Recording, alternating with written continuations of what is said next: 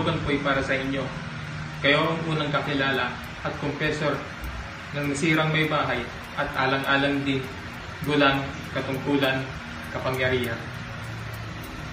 Hindi po naman tatandaan, ngunit kayo ang kura ng bayan.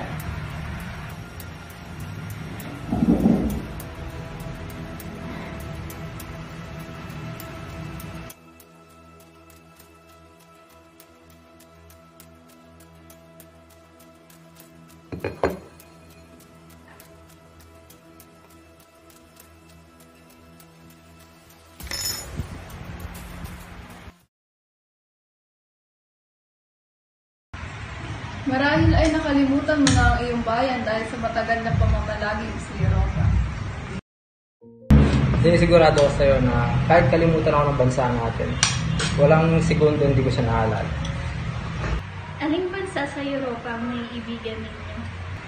Sa dami ng malalayong bansa sa Europa na aking napuntahan, palagay ko ang Espanya ang tinuturing kong pangalawang inang bayan.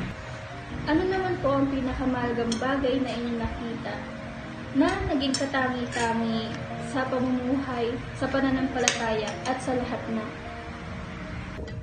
Bago ko tumungo sa mga bayan ay pinag-aaralan ko muna ang kanilang kasaysayan. Ngunit patiyak ko sa iyo na ang kasaganaan ng isang bayan ay nakasalalay sa kanilang kakayahan sa kalayaan. Yan lang naman nakita mo? Alam na yan lahat ng mga bata sa paaralan?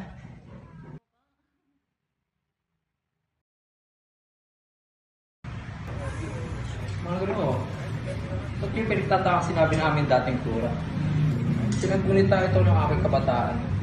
Maraming salamat dahil inulit niyo uli ang nakaraang pagsasabi na sa aking ama sa aming mga ralitang kapag.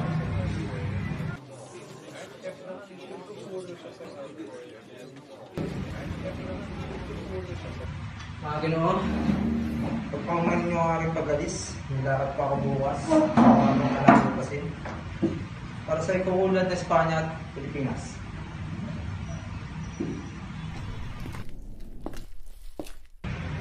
Nakita nyo?